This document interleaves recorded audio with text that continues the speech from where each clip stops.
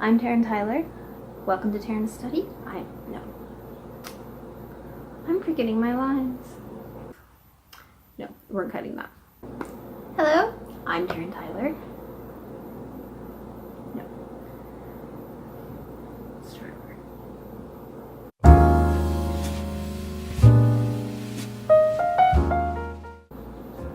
Welcome to Taryn's Study. I'm Taryn Tyler, and this is where I study. Sometimes. Today I want to talk to you about whether or not authors should review books, or probably more encompassing the idea of whether or not books should be reviewed at all. I think it was C.S. Lewis. I know I call him a lot because I read a lot of his books when I was younger. C.S. Lewis once said in his book Surprised by Joy that there's no such thing as a bad book, only bad readers. I don't think I would necessarily agree with him 100%, but I think that there is something to what he's saying, because sometimes you don't enjoy a book, but it's not because the book is bad, it's just because that's not the book you needed at that point in time. It's not something that resonates with you, but it doesn't mean it won't resonate with someone else. Or sometimes you even just have a good example of a really, really poorly written book, which, does that make the book bad? What does bad mean? What does good mean? What we mean when we say a book is good or bad is that it didn't meet our specific needs or expectations when we reached for the book. And we all reach for books for different reasons. And I know I reach for books for different reasons in different days. Some days I'm just looking for something light and fluffy to make me feel better. And sometimes I really want something deep and dense that I can sink my teeth into, that can really, really change the way I think. And I think every single person has different reasons that they reach for a book and different expectations going into a book. And that translates into different tastes and different flavors and different things that they like or don't like. And there are certain techniques that will appeal to them, whereas there are other techniques that will not.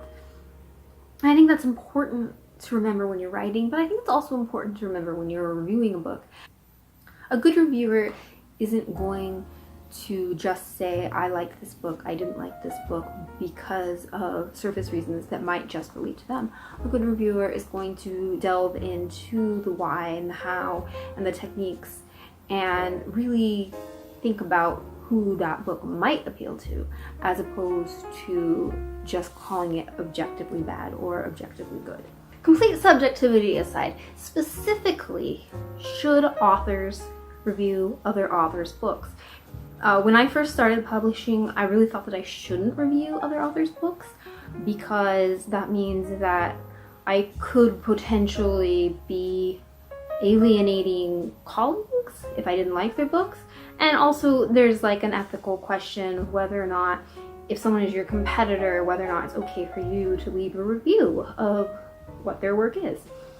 And so even though I had written a lot of book reviews on my blog before I started publishing, I stopped as soon as I started publishing because I just didn't want to have bad etiquette as an author, and I didn't want to risk upsetting people by maybe not liking their books. Even though usually when I reviewed books, I only reviewed books I liked, but still, I just didn't want to touch that. I wanted to play it safe. But I really think my opinion has changed since then, because I often want to know what other authors think of books when I'm looking for a book that I want to read. If there's a certain author I like and they recommend a book, I'm more likely to read it. And I was a reader before I was a writer. The reason I write books is because I adore them and I really, really want to create good books. So even though my opinion of books might not necessarily be the same as your opinion of books, you might really love a book that I really, really, really didn't like, and vice versa, I still think I have the right, even though I am an author, to put my opinion of books out there. And I think that a lot of people are interested in what authors think of books, or just what anyone thinks of books, because there are several books I never would have picked up, except that I found a review on them that was of someone who seemed like they had, it was a thought out review. It wasn't just like, oh, 5 stars, it was amazing, or oh, no stars, everything in this book sucked. Like, they actually had reasons that made sense, that resonated with me, that I could connect with. for why they liked or didn't like a book. And that being said, I am going to start a book review series on Taryn's study. So if you are an author and you would like me to review your book, send me an idea. I'm actually quite picky because I don't have as much time as I used to read, or I don't have as much time as I used to read books. But if you think that I might like your book, if it's something along the genres that I usually read and it looks like it's well done from what you present, I would definitely want to check out a copy and review it for you. But as always, I want this to be a discussion. I want to know what you think. Do you think authors should review books? Do you think that that any books are actually objectively better than other books? Or do you think the books are more subjective than that? And that it really just has to do with good for me or good for you or what I'm looking for versus what you're looking for.